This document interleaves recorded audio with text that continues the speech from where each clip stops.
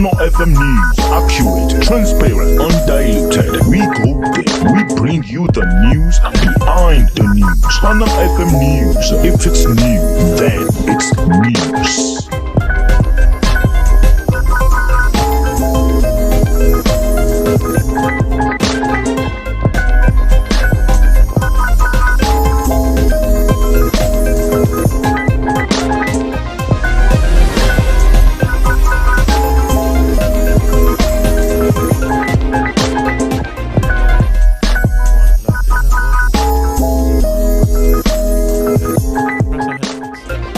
People's Democratic Party PDP crisis deepens as Board of Trustees rejects cancellation of National Executive Committee meeting.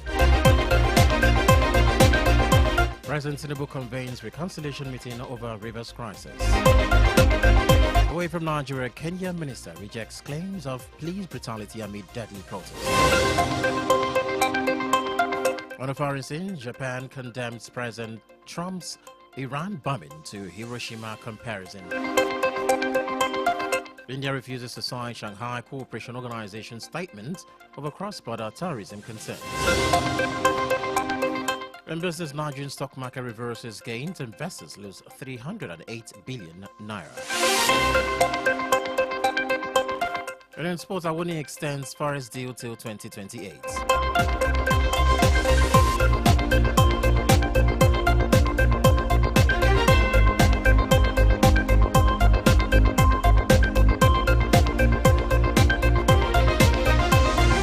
The news and details. I am Richard Ekpo.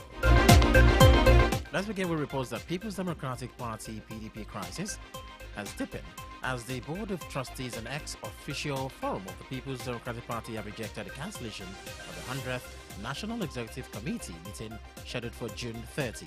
The meeting was called by the party's acting national chairman, Umar Damagun, but the BOT insisted that it must go ahead as planned.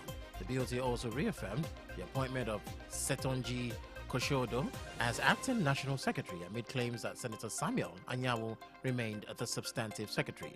The party's leadership has been embroiled in a crisis, with Damagun's action being described as unconstitutional and contrary to the collective will of the party.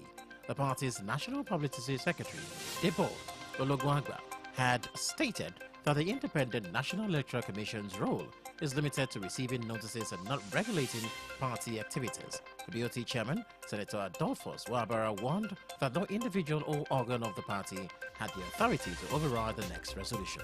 The PDP National Ex-Official Forum also expressed disappointment in Damagun's action, describing them as a betrayal of the 99th NEC meeting.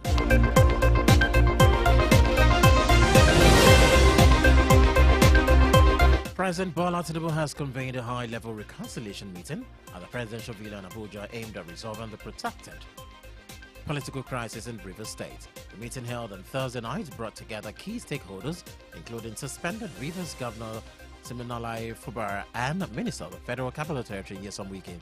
Other attendees included Speaker of the Rivers State House of Assembly Martins Amawale and other members of the Assembly. The crisis has been going on for several months, with escalating tension threatening the stability of the state.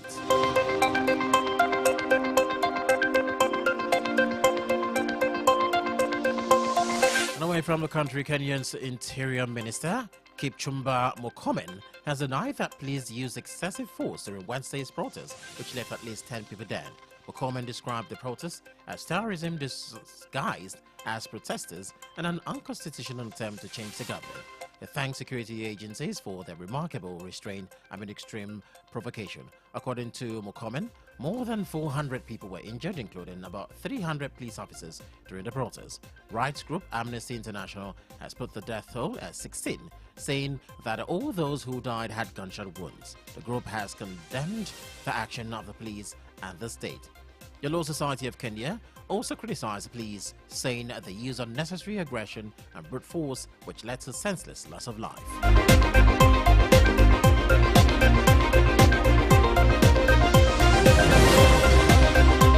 And on the foreign scene, Japan has condemned U.S. President Donald Trump for comparing recent U.S. strikes on Iran to the bombing of Hiroshima and Nagasaki that ended World War II. The comments, which has caused outrage in Japan, where about 140,000 people died when the U.S. dropped atomic bombs on Hiroshima and Nagasaki in August 1945. Nagasaki Mayor Shiro Suzuki said Trump's comments were extremely regrettable and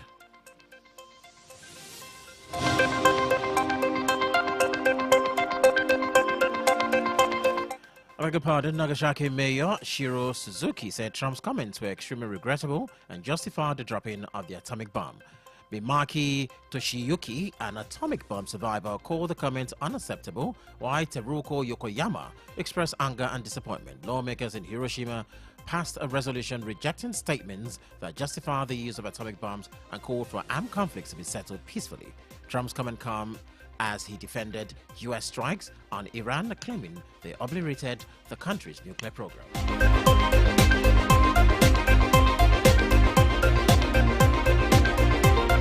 Zalando Foreign in India has refused to sign a joint statement at the Shanghai Cooperation Organization Summit in China, noting concerns that the documents did not adequately address terrorism.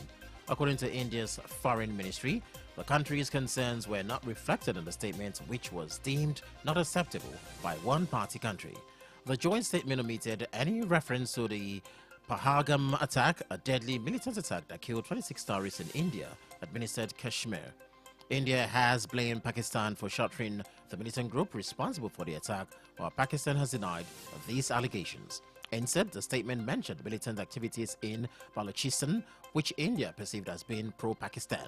Singh stated that some countries use terrorism as an instrument of policy and provided shelter to terrorists, emphasizing that there should be no place for such double standard.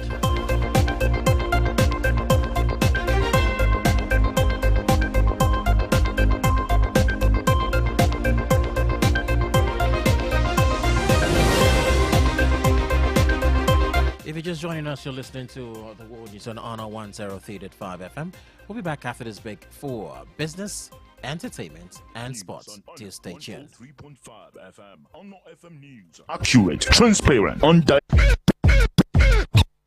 Feel the vibes on Honor 103.5 FM. Let's rock. Streaming 24/7. Yeah! 80s, 90s, and more. The #1 radio station. Woo! Really? Yeah, on a 103.5 FM.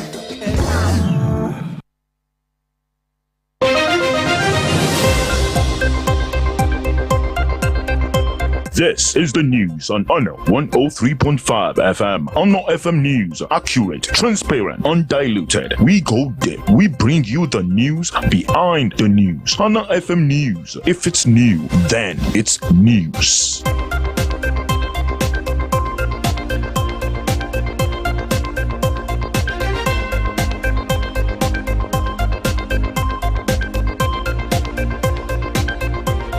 Welcome back. If you're just joining us, this is the World News on Honor 103.5 FM. Don't forget to follow us on all our social media handles at Honor 103.5 FM. You can also listen to us on Radio Garden at Honor FM Ibadan. Let's now hit the business desk, where the Nigerian exchange ended Thursday's trading session in red, reversing 3 consecutive days of gains. Investors lost 308 billion naira due to profit taken in large cap stocks. The all-share index declined by 0.39%, shedding 478.64 points to settle at 120,779.05. Despite the daily loss, the market has recorded significant gain over the past week and month. It has seen a 2.48% weekly gain, a 9.91% rise in 4 weeks, and a year-to-date return of 17.35%. Market activities showed mixed performance, with a total of 892.97 million shares valued at 18.23 billion naira, exchanged in 25,375 deals. Out of the 128 equities that participated in trading, 33 closed in the green, while 38 posted losses.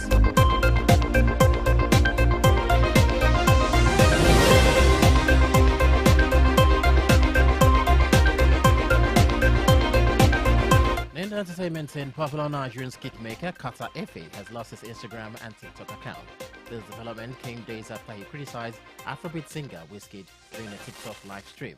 Qatar FA had on Tuesday, during a TikTok live session, said Wizkid had cried and called him an idiot. Regarding to his statement, Wizkid fans, popularly known as Wizkid FC, threatened to report Qatar FA's TikTok, Instagram, and YouTube accounts. Beginning a series of posts on X on Wednesday evening, the content creator stated that his Instagram account with 1.8 million followers has been taken down by Wizkid FC. A few minutes later, Qatar FA, in an apology video, claimed that his TikTok has also been blocked.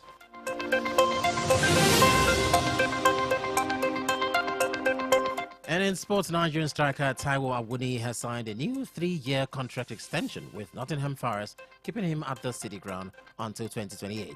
This new deal brings an end to speculations about his future following a challenging 2024-2025 season that saw him struggle with injuries and lose his place in the starting lineup. Awuni expressed gratitude to the club for his support during his recovery from a serious abdominal injury suffered during a match against Leicester City in May.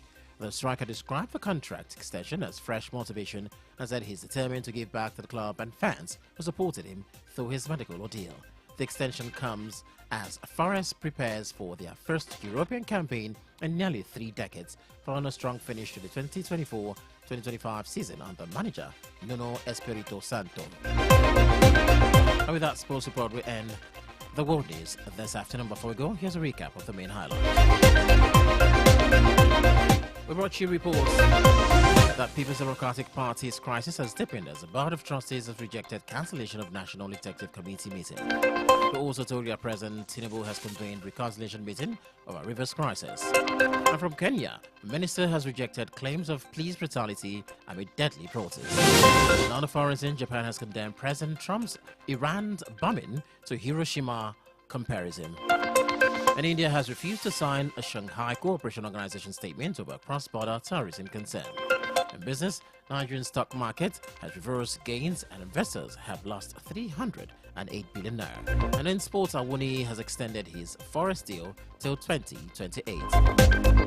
Don't forget to follow us on all our social media handles at Honor 103.5 FM. You can listen to us on Radio Garden at Honor FM Ibadan. Check out our website on www.honorfm1035.net for more information. The news was compiled and edited by Adidamola Saka. I am Richard Ekpo. Thank you for listening. Good afternoon. And that was the news on Honor